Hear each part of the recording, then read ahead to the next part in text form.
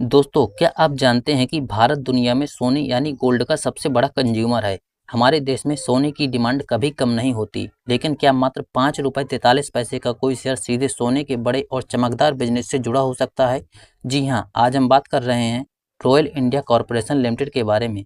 लगभग 64 करोड़ रुपए के मार्केट कैप वाली इस माइक्रो कैप कंपनी के शेयर को लेकर रिटेल इन्वेस्टर्स के बीच काफ़ी जिज्ञासा बनी रहती है। तो चलिए आज बिल्कुल आसान भाषा में समझते हैं कि यह कंपनी आखिर क्या काम करती है और इसके नंबर्स क्या कहानी बयां कर रहे हैं। साल 1984 में शुरू हुई रॉयल इंडिया कॉरपोरेशन लिमिटेड मुख्य रूप से गोल्ड और गोल्ड से जुड़े प्रोडक्ट्स की सेलिंग और ट्रेडिंग के बिजनेस में है। आसान शब्दों में कहें तो यह कंपनी बड़े पैमाने पर सोने के बिस्किट्स, बार्स और कीमती धातुओं की होलसेल ट्रेडिंग करती है। इसके अलावा कंपनी बुलियन मार्केट में भी एक्टिव है और सोने चांदी के सिक्कों और गहनों के व्यापार से जुड़ी हुई है।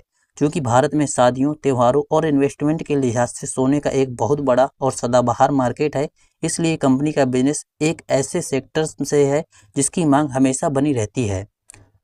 अगर दोस्तों कंपनी के फाइनेंशियल और कुछ पॉजिटिव फैक्टर्स पर नज़र डालें तो रिसेंट डेटा के मुताबिक कंपनी ने पिछले कुछ समय में अपनी सेल्स और रेवेन्यू को स्थिर रखने का प्रयास किया है। इसके अलावा स्टॉक का प्राइस टू बुक वैल्यू काफ़ी आकर्षक लेवल पर ट्रेड हो रहा है, जो कम कीमत वाले शेयर की तलाश करने वाले निवेशकों का ध्यान अपनी ओर खींचता है।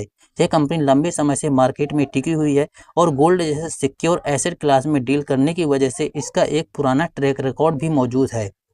लेकिन दोस्तों, जैसा कि हम हमेशा चर्चा करते हैं, पेनी स्टॉक और माइक्रो कैप कंपनियों में रिवॉर्ड से ज़्यादा रिस्क पर ध्यान देना जरूरी होता है।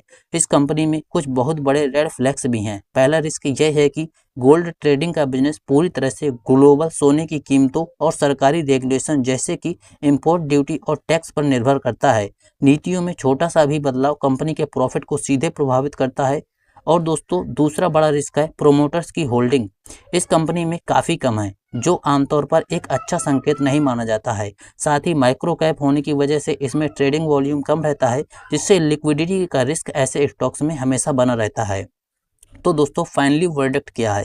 रॉयल इंडिया कॉरपोरेशन लिमिटेड का गोल्ड जैसे बड़े सेक्टर से जुड़ा होना और इसका कम शेयर प्राइस आकर्षक जरूर लग सकता है, लेकिन कम प्रमोटर होल्डिंग और कमोडिटी मार्केट की अनिश्चितता इसे एक हाई रिस्क कैटेगरी का स्टॉक बनाती है। कोई भी निवेश करने से पहले अपनी खुद की रिसर्च और अपने फाइनेंशियल एडवाइजर की सलाह जरूर ले। अगर ये दोस्तों वीडियो पसंद आए तो वीडियो को लाइक, चैनल को सब्सक्राइब जरूर कर देना।